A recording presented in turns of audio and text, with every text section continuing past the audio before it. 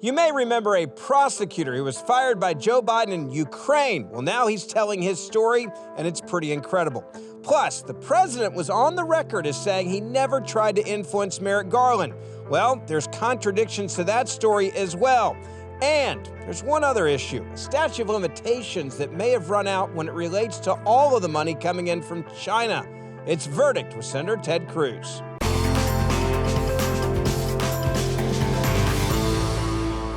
Senator, nice to be back with you in studio, and we have got so much to cover. Yep. This is going to be a really important show, one that I think people are going to want to make sure they share, especially the clips. That's why we're doing this one in video, because there's going to be a lot of clips that come out of this that people are going to want to let their family and their friends know. There was something very interesting that happened this week, and as I was watching it, and as you were watching it, I think we're not surprised, but we're also glad to see it come out, and that is the prosecutor who was fired in Ukraine that was investigating Burisma has now come out and said, this is why it happened, and kind of gave the timeline of how the Biden influence came down on him and destroyed his career. That's exactly right. There's been in this last week significant new evidence of Biden family corruption. And if you watch CNN, if you watch MSNBC, you'll hear none of it because they don't actually cover news. They're propagandists. But starting off with this new interview that Victor Shokin has given. Now, what is the relevance of this? The central charge against Joe Biden is bribery, that he solicited and received multi-million-dollar bribes from foreign nationals, in particular Ukrainian oligarch. As you'll recall, the essence of bribery is quid pro quo. The Latin phrase is this for that. Now, the quid, is alleged to be the firing of Victor Shokin, the prosecutor who was investigating the Ukrainian oligarch who owned Burisma.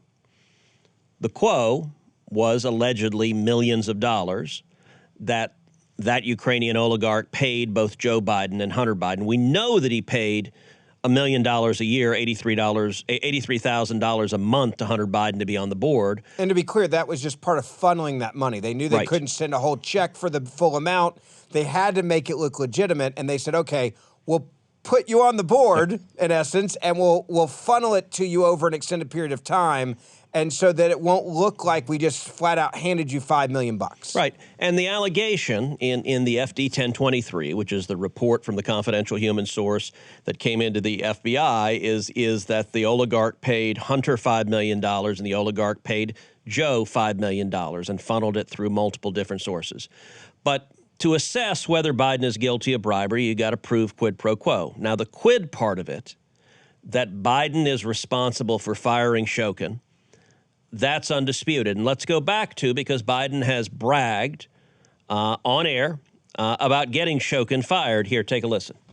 I went over, I guess, the 12th, 13th time to Kyiv, and I was supposed to announce that there was another $1 billion loan guarantee. And I had gotten a commitment from Poroshenko and from Yatsenyuk that they would take action against the state prosecutor, and they didn't. So they said they were walking out to press conference. I said, no, I'm not going to, or we're not going to give you the $1 billion. They said, you have no authority. You're not the president. The president said. I said, call him. I said, I'm telling you, you're not getting the $1 billion. I said, you're not getting the $1 billion. I'm going to be leaving here. And I think it was, 6 hours? I said, I'm leaving in 6 hours. If the prosecutor's not fired, you're not getting the money. Well, son of a bitch. Got fired. And they put in place someone who was solid at the time. Solid at the time, solid for the Biden team.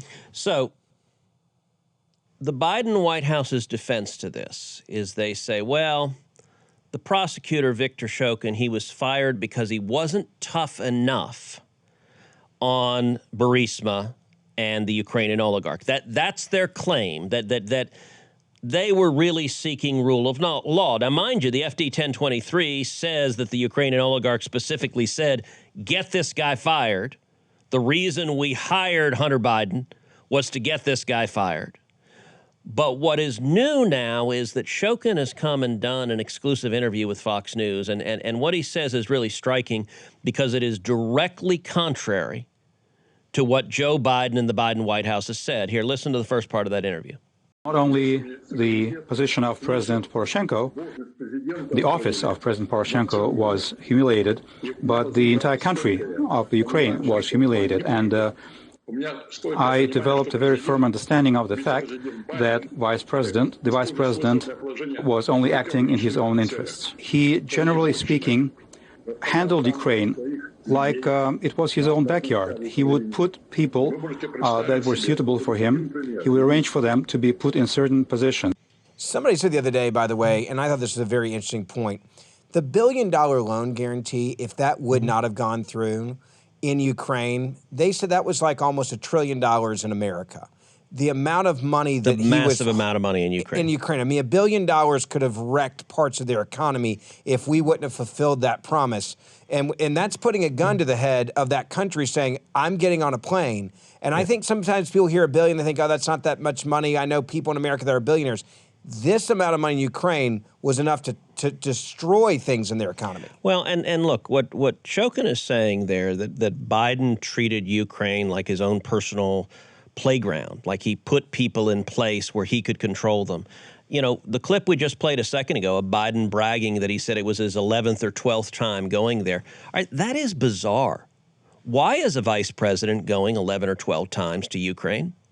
Like, it is weird. For a vice president to go that For much. a vice president to go over and over and over again. And what Shokin is saying is the reason he's doing it is because he had corrupt business interests. And we know it was very profitable for Hunter. Here, listen to what Shokin went on to say. I do not want to deal in unproven facts, but my firm personal conviction is that, yes, this was the case. They were being bribed. The fact that Joe Biden gave away $1 billion in U.S. money in exchange for my dismissal, my firing, isn't that alone a case of corruption? He also said, and I want to make sure I have this right, he said that up until his firing, there were no complaints about his performance in the investigation. He said the only problem was that he was investigating Burisma, which means he was investigating the company which was funneling money to the big guy and to Hunter Biden, who was on the board. He said before that, no one had even brought up that could possibly be anything wrong. Look, it really is striking that the Ukrainian prosecutor who Joe Biden got fired says that he believes Joe Biden was being bribed. I mean, that's an explicit allegation. By the way, did you see that on ABC News tonight? No. Did you see that on NBC? No. How about CNN? None of them. They don't cover that. They don't cover that a Ukrainian prosecutor who was investigating a corrupt oligarch who Joe Biden bragged about getting fired and bragged about holding $1 billion in U.S. loan guarantees hostage to get him fired says the reason Joe Biden did that is Joe Biden was being bribed. Yeah. That's a big damn deal. Yeah, and by the way, it's exactly what Shokin said. Listen to this. There were no complaints whatsoever, no problems with how I was performing at my job. But because pressure was repeatedly put on President Poroshenko, that is what ended up in him firing me. I read this guy as very believable. I read this guy as a guy that was hired to do a job, to investigate, and then all of a sudden he's like, wait, there's the president, vice president of the United States of America's son on this board. You keep digging, and all of a sudden you get a phone call, hey, you're fired because we need $1 billion. One, I'm honestly surprised he's still alive if this is how things work in that part of the world. And two, I'm shocked that he was willing to do this interview at this point. Yeah, and let me say, look, I don't know if Shokin is someone who has integrity or not, and I'm certainly not vested in saying the guy was a paragon of virtue. Yeah. Ukraine is a country that has a long history of corruption. And many say it's worse than even Russia. Yes, and it's been tragic, the corruption that's in Ukraine. But that makes it all the more questionable. Why does Joe Biden turn it into his playground? You know, if you go to a place that is infamous for corruption, you know what people do? Apparently they offer you millions of dollars. Like it's a pretty profitable place.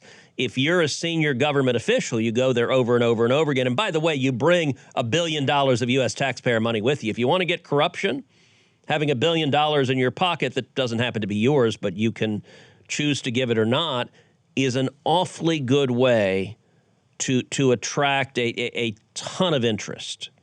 Listen to what else Shokin says. I have no doubt that there were illegal activities engaged in by Burisma. As a matter of fact, the criminal case had been started before me. It continued to expand, and Zlochevsky, who at the time held the post of minister and was the founder and CEO of Burisma, started bringing in people who could provide protection for him. Hunter Biden was among them. And the corruption network expanded as a result. So, yes, to answer your question, there's no doubt in my mind that Burisma was engaged in illegal activities. There's a lot of people, including business partners of Hunter Biden, that have said that if Joe Biden wouldn't have gotten involved with Burisma, gotten Shokin fired, the investigation started before Shokin got his job, that this company would have gone under. Yeah, look, Zlochevsky is a billionaire. He's an oligarch. There were massive allegations of corruption. He was also a government minister, so it was very profitable. One of the ways Burisma made so much money is they had access to the government leases for natural gas, and gosh, when they were sold to himself, it made a whole lot of money. And this investigation from Shokin, look, Shokin was going after Burisma. That's undisputed. The Biden folks say, well, we wanted him fired because he wasn't going after tough enough. Well, you know what? Once Shokin was fired, the investigations on Burisma largely disappeared. So the objective that is alleged in the FD 1023, which is get rid of the prosecutor that is investigating the corrupt oligarch, that objective was accomplished. And the Biden White House has really no defense. And here, listen to what else Shokin says. It is public knowledge. Everybody knows that it was because of Joe Biden's actions that Russia was able to claim Crimea without firing a single shot, which, of course, eventually led to a full-scale war that is currently underway. It's full circle in a sense, what we're now seeing. I mean, he's talking about not only Crimea, we're talking about the war now, we're talking about a weak policy that now, I mean, for a guy that was an expert on Ukraine and watching what's happened in Ukraine and then now trying to send tons of money over to Ukraine. Billions, tens of billions. Yeah, and people are worried about that. Where's the money going? Follow the money. How much of this money is actually going to the battlefield and how much is going to oligarchs who are in Warsaw in five-star hotels, which is where they are and a lot of their families are. And are any of the oligarchs continuing to pay the Biden family? You know, one of the things about people who engage in bribery and corruption, they tend not to stop. Yeah. And that the amount of money that Biden is shoveling towards Ukraine, and remember, shoveling after Biden waived the sanctions on Nord Stream 2 on Russia and Putin, which caused the Ukraine war right now. And right now, Biden is funding both sides of this war. He's sending billions to Ukraine, but he's also refusing to enforce oil sanctions on Iran. Iran is using the billions of dollars they're making to produce drones that they're giving to Russia, and the drones are killing Ukrainian soldiers. So Biden's funding both sides of this war. And by the way, war profiteers for a long time have funded both sides of war. And I'll tell you, if you have corrupt oligarchs, funding both sides of a war can be a very profitable way to pursue it. And so Shokin's allegations are very serious. Will Congress do anything with this intel, with this information? I mean, is there a way that Congress could bring a guy like Shokin over and say, we want you to testify after seeing this? Would that be a smart move for House Republicans? I think that's entirely possible. I would expect the House of Representatives to do it. I would expect either James Comer or Jim Jordan to do that. I'll tell you what I don't expect. I don't expect the Senate to do it because Senate Democrats don't want to know. Not a single Democrat has any interest in knowing whether Joe Biden has received millions of dollars of bribes from foreign nationals. They're never asked it. They don't ask any questions about it. They are ostriches with their head buried in the sand. They don't want to know. And much of the media, the New York Times, the Washington Post, they don't want to know either, because they have abandoned any pretense of being real journalists. I want to tell you about our friends over at Patriot Mobile. If you are a conservative and you are sick and tired of giving your money to woke companies, you need to grab your cell phone and switch to Patriot Mobile. It is so easy to switch, and you get the same great coverage that you have right now, except when you pay your bill, this is what happens. They take a percentage of your bill every month. They give it back to conservative causes that you help choose to support. We're talking about standing up for the rights of unborn children. We're talking about supporting the First and Second Amendment rights. We're talking about helping our veterans, our first responders, our policemen, and our fallen warriors. That is why I love Patriot Mobile. Now, Patriot Mobile has the same great coverage that you have right now. You don't have to worry about that. The other thing is you can keep your same cell phone number if you want to. You can usually keep your same cell phone you have right now in your hand, or you can upgrade to a new one. If you're tired of giving money to corporations that fight against your values, then switch a bill you're going to have every month no matter what. That's your cell phone bill to Patriot Mobile. Go online to patriotmobile.com/verdict. That's patriotmobile.com/verdict. You'll get free activation, the best deals of the year. 878-PATRIOT is their number as well. That's 878-PATRIOT, 878-PATRIOT, or patriotmobile.com/verdict. You look at also Ukraine. One other question on this.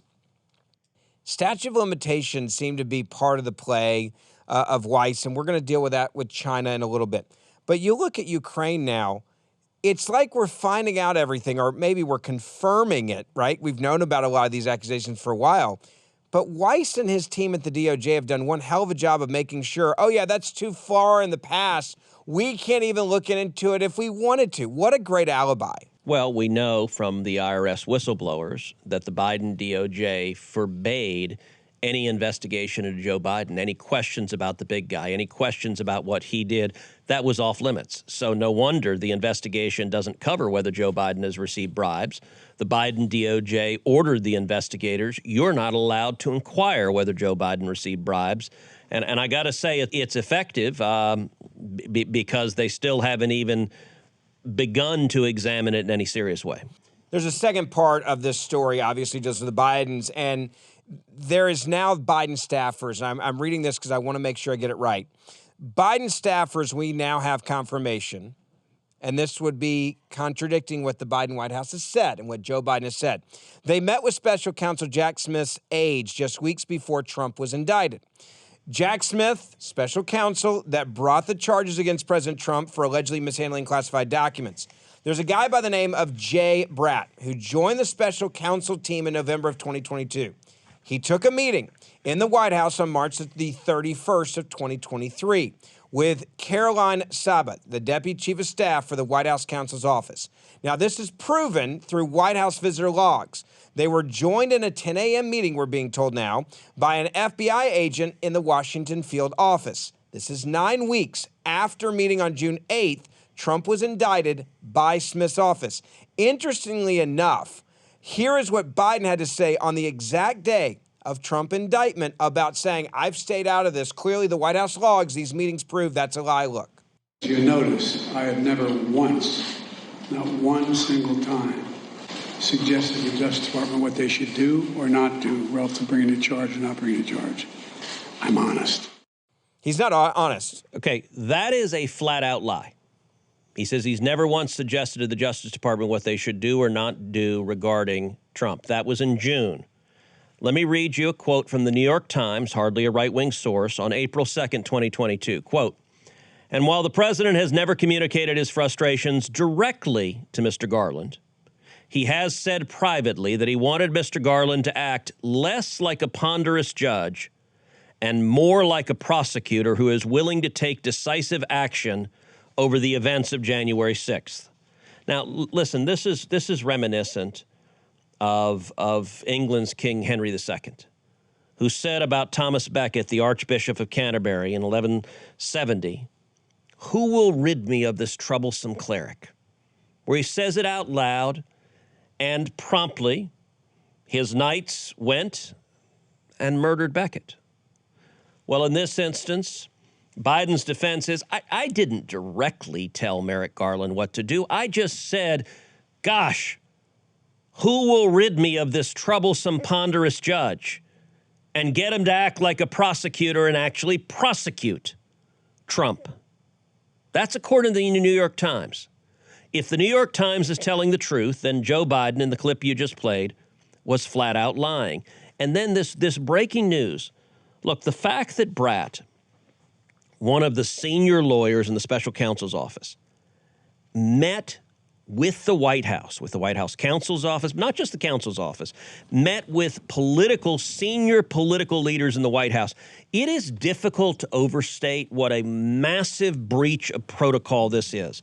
Listen, line lawyers at DOJ don't meet with the White House. If you're an AUSA, an assistant U.S. attorney, you don't go meet with the White House. You're not taking that. I mean, they wouldn't let you probably go. There are very rigid. I was at the Department of Justice. I was an associate deputy attorney general under George W. Bush.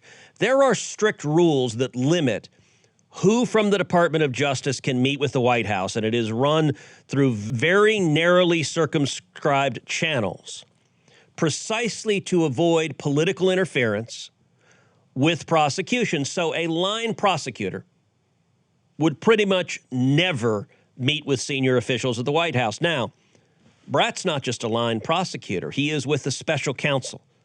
So he is charged with, which everyone knows, investigating Donald J. Trump, investigating the chief political opponent of the president. The idea that a senior lawyer for the special counsel is over at the White House, is in meetings with the White House just weeks before Trump is indicted, just weeks before Mar-a-Lago is raided. And by the way, Brat was intimately involved in the Mar-a-Lago raid. There is no innocent explanation for it. Any Department of Justice with even a shred of integrity, if you were to suggest the special counsel, let's go meet with the White House, any real prosecutor would say no to the hell no. Yeah. That's not going to happen. But let's be clear, this Brat guy, and I don't know him, but there are real evidences that this Brat guy is deeply involved in corruption and cover-up. And I'm going to read from NBC a story June 8th, 2023. The title of the story is Lawyer for Witness in Trump's Docs Probe Alleges Prosecutorial Misconduct. Here's what NBC reported. The source said Woodward's allegation could raise questions about any prosecution of Nauta, a military valet in the Trump White House who went to work for the former president at Mar-a-Lago, adding that the Justice Department appears to be taking the allegation seriously and plans to respond to the judge. The source says that Woodward alleges that Brat, same guy who's over at the White House meeting, source says that Woodward alleges that Brat had with him a folder of information related to Woodward's bid for a judgeship and told him, quote, I didn't take you for a Trump guy. Quote, the implication was that the judge thing would go badly for him if his client didn't cooperate, the source said. Now I want to break up what that means. So Woodward is a lawyer who's representing Nauta, who's Trump's valet. Nauta's one of the defendants. Yeah. Woodward comes in to meet with DOJ, to meet with Brat, senior lawyer in the special counsel's office. Now, unrelated to this, Woodward had applied to be a judge, had an application to be a judge. And according to Woodward, Brat shows up with a folder of, here's your application. I know who you are. I know what your dreams are. I know what your life goals are. I know what you've applied for. And he's basically saying, I'm holding your life in this folder and your life's work in this folder, and I can either possibly make it happen or make sure it never happens and you never reach this goal. Is that not what he's doing there? If this is true, it absolutely is. It's reminiscent of someone walking into an establishment and going, nice little bar you have here. Shame if something happened to it. That's a threat. It's almost a scene out of a movie. It is a scene out of a movie, and to be clear, if this happened, and it's only an allegation, but if it happened, Brat would and should face serious legal discipline for threatening to tank someone's judicial application if that lawyer didn't get his client to cooperate with the prosecutors. That's not what a prosecutor is supposed to do. Those two are not supposed to be connected. That is something corrupt prosecutors do. That is something political prosecutors do. And Can I ask you a question? You were at the DOJ, and I just want people to understand how abnormal this would be. This is not opposition research. When you're a lawyer in this position, to even get your hands on that application to become a judge, you're not working in the best interest of the American people and justice at that point. You're working for the Democratic Party or for Joe Biden and saying, Go in there and you better tell this guy, give us something good on the president, give him up, the former President Trump, and we'll reward you with something if you do it. And yes, and by the way, the natural follow-up question is who gave Brat that folder of the application to be a judge? Look, when he applied to be a judge, he didn't submit it to Brat. That folder would have been at one of two places, in DOJ or in the White House, probably in both places. So it's entirely possible in his meetings in the White House political operatives gave him that folder, said, here's something you can use to pressure the lawyer to get Trump's assistant to flip. I don't know that that happened. But Brat either got it from the White House or from DOJ. But to be clear, DOJ, the office that is in charge with reviewing that application, is not in the special counsel's office. It's not the people prosecuting Trump. It's somebody else who said, hey, we got you something you might want to take down there to meet with him. We got some leverage on this lawyer, and we got a political objective. We want to get Donald Trump. Look, I actually am stunned that they would do this meeting at the White House. I'm absolutely stunned. As I said, I cannot think of an instance where a line prosecutor ever meets with the White House, where an AUSA ever meets with the White House. Typically, White House meetings are done by senior officials. They're done by the Attorney General. They're done by the Deputy Attorney General. They're done by an Assistant Attorney General. They might be done by a Deputy Assistant Attorney General or an Associate Deputy Attorney General. Those are and they're pretty much always done with a Leg Affairs staffer from DOJ in there to make sure that the communications are appropriate. So you might get, if they're discussing some criminal justice legislation, you might have DOJ meeting with the White House and saying, okay, here's what we think in terms of this legislation. That would be something that would be appropriate. There are lots of issues that are policy-based that are appropriate. There are lots of issues. DOJ, the national security prosecutors might be meeting with the White House to say, hey, we got some threats. We got some terrorists who are raising threats. That's an appropriate area. But it's senior people. It is political appointees. And if anyone below senior even goes into that meeting, that's with a significant amount of approval. Like, hey, you're going to go take this meeting because we're working on this stuff, but give them an update maybe. That could be possible. But you don't just randomly get to go make a meeting at the White House on your own, right? Like your boss is going to tell you. I do not know of a single instance in which an AUSA, an assistant U.S. attorney, has ever had a White House meeting. I'm not saying it's never happened, but I don't know of it. But then take the whole thing and put it on steroids. This guy isn't just some random AUSA. He's a senior lawyer in the special counsel's office. The whole point, why do you appoint a special counsel? You appoint a special counsel because there's a conflict of interest with the White House, because politically you need some separation from the White House.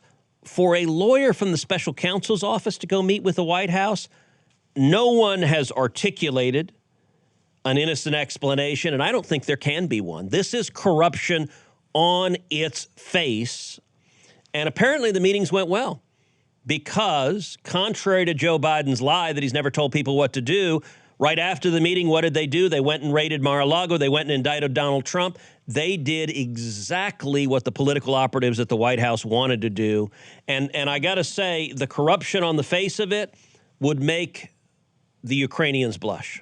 I want to tell you about our friends at Augusta Precious Metals. You've been seeing what's going on in the economy. You've seen the bank failures that happened earlier this year.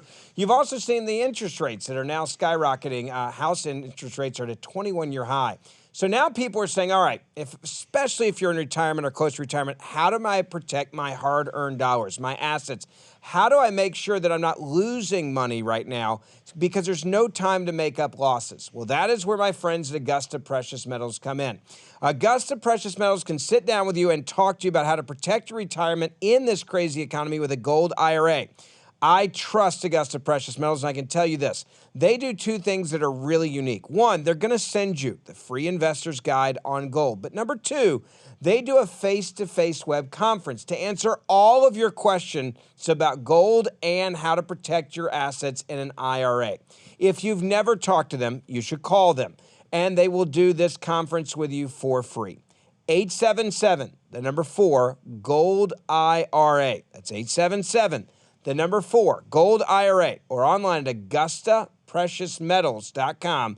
That's AugustaPreciousMetals.com or 877, the number 4, Gold IRA. One other thing you mentioned about the meetings is this other meeting prior to the appointment of the special counsel. Brett met with Saba at the White House in November of 2021. Trump was involved in negotiations with the National Archives, who were demanding the return of the presidential records from his Mar-a-Lago estate before a formal investigation had been opened. We then find out that Brett had a third meeting with the White House in September of 2021 with Catherine Riley, an advisor to the White House Chief of Staff's office. The logs, but by the way, that woman is not in the White House counsel. So typically if there's a meeting with DOJ, you meet with the White House counsel, you meet with the lawyers. He's meeting with an advisor to the White House Chief of Staff. That is bizarre. That doesn't happen normally. That does not happen normally, and it, on the face of it, it stinks. We also know that apparently he was one of the guys that went down to Mar-a-Lago when they were negotiating on the records to see the secure room / location where Trump was holding these documents.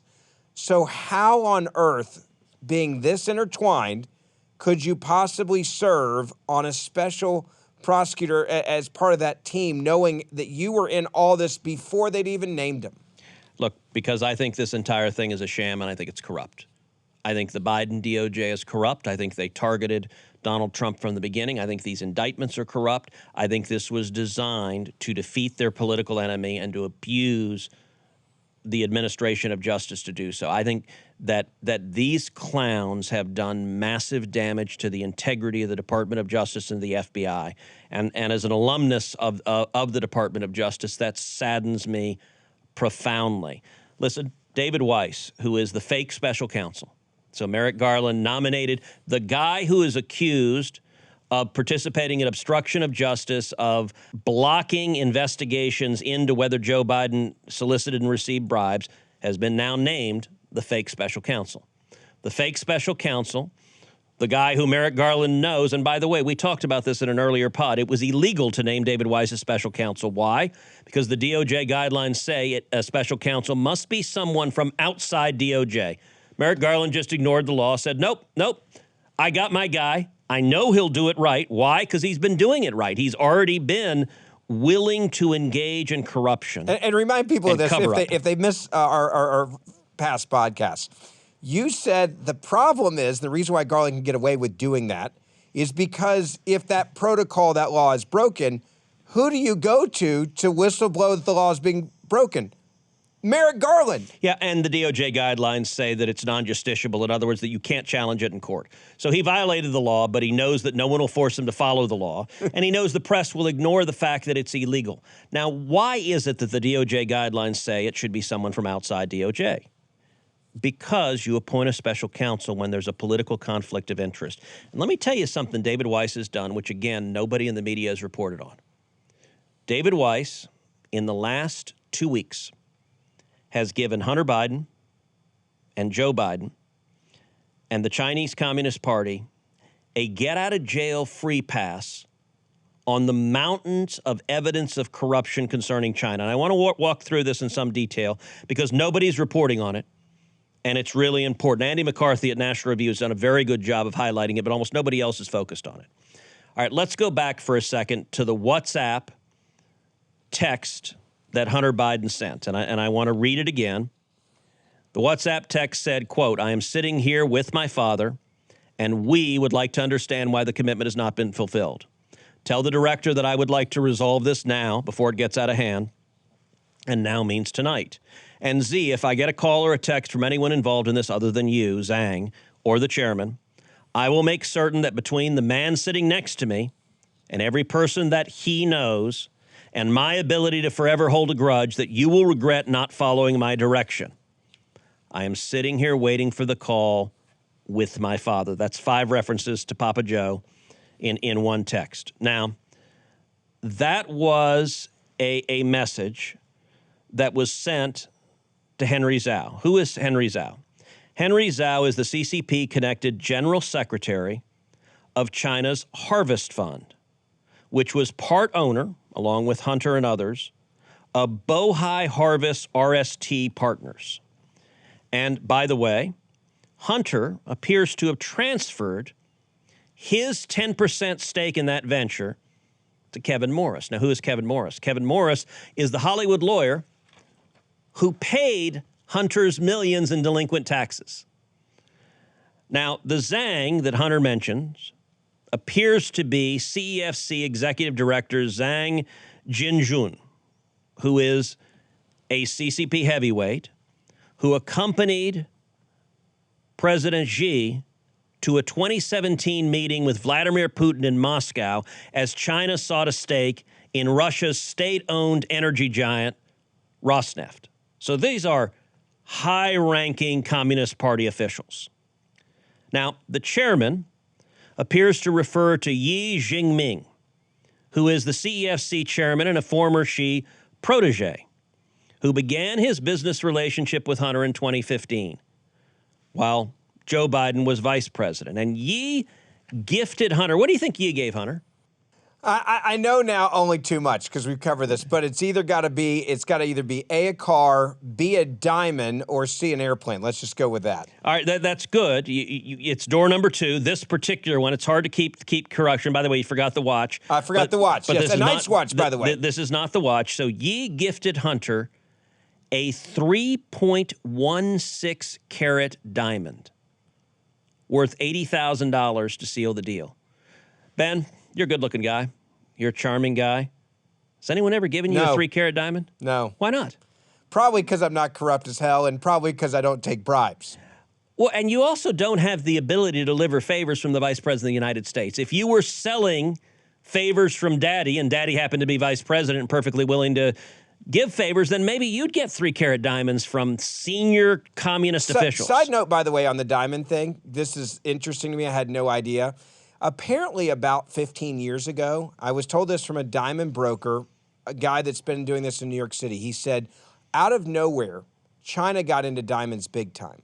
And they started coming in and out of the diamond district in New York. And they said it was because they realized it was the easiest way to funnel money on airplanes that you could not trace. Because you could take something that's 3 carats. And 3 carats is, we're talking something very small. The size of a dime or smaller. A lot easier than A, when you're tracking money through bank accounts, right, with suspicious activity reports. B, you can bring $1 billion in a little bag. And they said they noticed a massive influx of these diamonds coming in from shady characters. And they said what they figured out was you could hold in your hand hundreds of millions of dollars in diamonds, and you could disperse them to people around the world that you needed to. And they were coming in, they said, like they'd never seen before, because they understood this was a way to bribe people. Well, you saw the money that came in. And by the way, the WhatsApp text that Hunter sent that says, I'm sitting next to his father, we know from the IRS whistleblowers that the Biden DOJ forbade any examination in GPS data to determine if Joe Biden was in fact sitting next to him. But we also know from photographs on Hunter's laptop that the laptop that Hunter was at his father's home the day that message was sent. So he was physically at Daddy's home. What we just have not confirmed, and we haven't confirmed because Merrick Garland doesn't want us to confirm it, is whether Joe Biden was physically next to him or not. And we could have figured that out. That was easy. 100% could have figured that out. He said, we don't want to know because I think you knew the answer. They didn't want to know. It's see no evil is their view. By the way, here's some other things Hunter said to Zhao. Quote, all too often people mistake kindness for weakness. And all too often I am standing over top of them saying, I warned you. From this moment until whenever he reaches me, it is 9:45 a.m. here and I assume 9:45 p.m. there. So his night is running out. Ask yourself, is that threatening? Okay, here's something. Zhao responded and told Hunter he would call him on WhatsApp, and here's Hunter's reply. Okay, my friend, I am sitting here waiting for the call with my father. I sure hope whatever it is you're doing is very, very, very important. That's what he's saying back and forth. And you know what? What was the response to these threatening emails? Yeah, Daddy's did it work? getting ready to punish you. Well, The next day, Hunter got in touch with Gongweng Kevin Dong, who has been described, and some of these names seem like something out of a John Hughes movie, like Pretty in Pink. But set that aside. Kevin Dong has been described as his CEFC partner in the United States and an emissary of Chairman Yi. 3 days later, an LLC known as Hudson West III began establishing checking accounts. What happened with the checking accounts? The following day, CEFC Infrastructure Investments LLC, which is a U.S.-based CEFC subsidiary that listed Gongweng Dong as its director, sent Hunter Biden's Owasco firm a payment of $100,000. $100,000. So that was a good text. 100 grand, boom, that's worth more than your 3-carat diamond. That was only 80 grand. But you know what? 100 grand is chump change. 4 days later, that same CEFC Infrastructure Investments LLC wired, how much you think they wired Hudson West? It's got to be 100,000 plus. $5 million. Wow. $5 million. Over the next 7 weeks, almost all of that $5 million, and specifically $4,790,375.25, was transferred from Hudson West III to Hunter's Owasco firm. By the way, if Owasco is familiar to you, remember, Owasco is one of the things that David Weiss wrote in the plea deal that says, we will exempt everything and you will be forgiven from everything Owasco did. So the plea deal whitewashed all of this until immunity from everything we've ever looked at, anything on your laptop, all of it you did, it doesn't matter. And we're just going to say, sign your name on this piece of paper. Don't go to jail. Don't do any jail time. Right. Don't worry about the gun problem that you've got. It'll all just go away. And remember, we covered this in an earlier podcast also. The Biden DOJ didn't want to prosecute any of this at all. Wanted no criminal charges, wanted no guilty plea, wanted to give a complete exoneration. But let me tell you how they did give an exoneration. Today is August 28th, 2023. Let's go back and look at the calendar because the dates are incredibly important. Hunter's WhatsApp message happened on July 30th, 2017. Now, the statute of limitations for most of these violations is 6 years. That means the statute of limitations for a charge related to Hunter's WhatsApp message expired July 30th, just a few weeks ago. The $100,000 payment that rolled in was on August 4th, 2017. That means the statute of limitations expired on August 4th, just a few weeks ago. The $5 million payment that followed was on August 8th, 2017. That means the statute of limitations expired 20 days ago. Now, David Weiss has known about all of this for years, and he sat there and did nothing. Those texts are corrupt as hell. This money trail is corrupt as hell. And David Weiss is directly responsible, and with Merrick Garland's blessing, and by the way, Brat, going to White House meeting after White House meeting after White House meeting, said, look, all we got to do is get 6 years beyond that. And it is now incredibly difficult to prosecute Hunter Biden or Joe Biden for their corruption with China. And that was a deliberate objective, I believe, of David Weiss, of Merrick Garland, and the Department of Justice. Let me tell you about our friends over at Chalk. If you're a guy and you are getting a little bit older and you feel like fatigue is sitting in and you just don't have the energy you used to have, you need to check out Chalk. CHOQ.com. Why? Because you can actually take the Male Vitality Stack and boost your testosterone levels up to 20% over 90 days. If you are just sick and tired of feeling sick and tired, you want to get that energy back, then go to Chalk and see what they can do with their natural herbal supplements. Testosterone levels in this country have actually dropped off a cliff, actually worldwide, and this is why Chalk is being used by so many men. They're making sure that they get back to feeling like they used to. So go online to Chalk, CHOQ.com. Now, if you use the promo code BEN, you get 35% off any Chalk subscription for life. That's CHOQ.com. Use promo code BEN, 35% off. Check out that Male Vitality Stack and boost your testosterone levels up to 20% over 90 days.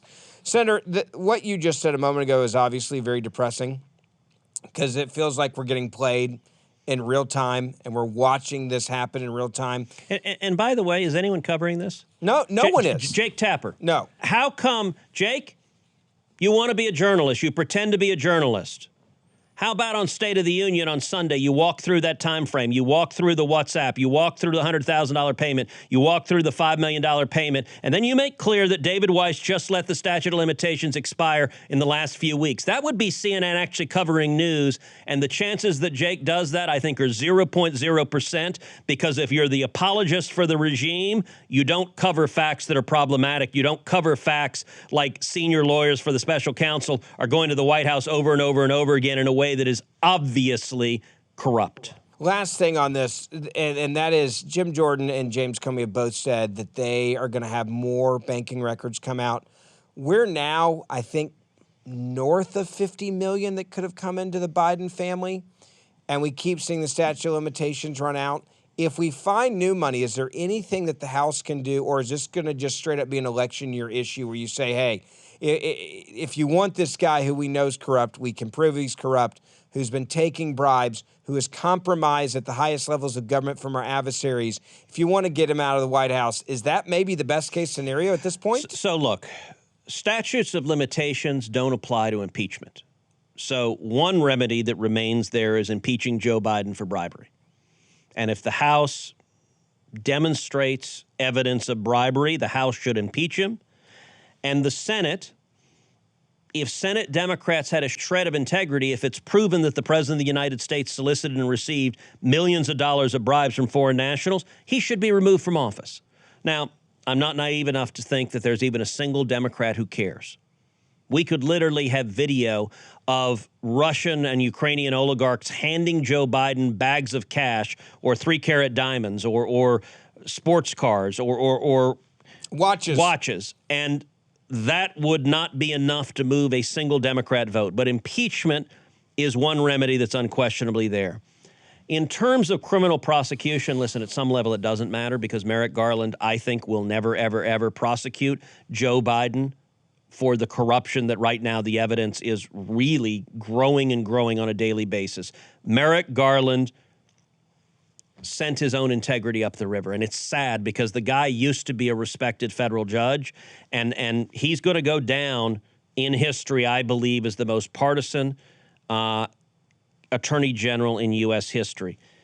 Whether you could prosecute Hunter and Joe for all of this China activity depends. You can't prosecute it directly for something that has exceeded the statute of limitations. It is possible that DOJ could take a page out of Fani Willis, the Georgia prosecutor who's going after Trump, and bring a RICO charge. And a RICO charge of a criminal enterprise, if you demonstrate an ongoing RICO charge with conduct that falls within the statute of limitations, you might still be able to focus on it. But at a minimum, David Weiss, fulfilling his job as protector-in-chief of Joe Biden, has given a very strong legal shield to protect against any criminal charges for bribery and corruption between the Bidens and Communist China. It's going to be a campaign issue for sure in this presidential. It should be one. Yes. And it's certainly one the hacks in the media should be covering, but they're not. So that's why you should share this podcast wherever you can. If you're seeing the video, make sure you share that on social media. If you are listening to the audio-only version, make sure you share it. Hit that follow button if you're listening on Apple, or subscribe or auto-download. It's always free wherever you're listening to this podcast. And on the days that we don't publish, we publish Monday, Wednesday, and Fridays, make sure you check out my podcast as well. It's the Ben Ferguson Podcast, and I'll keep you updated on the breaking news in the days in between this podcast. We'll see you back here in a couple of days.